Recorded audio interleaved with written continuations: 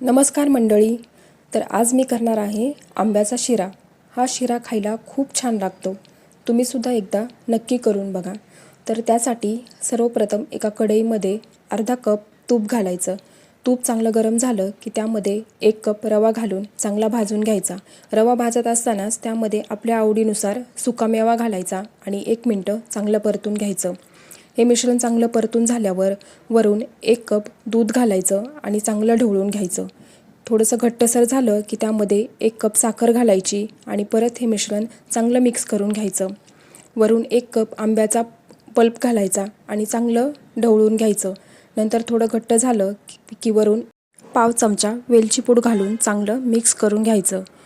तर तयार आहे आपला एकदम खायला रुचकर लागणारा असा आंब्याचा शिरा. धन्यवाद.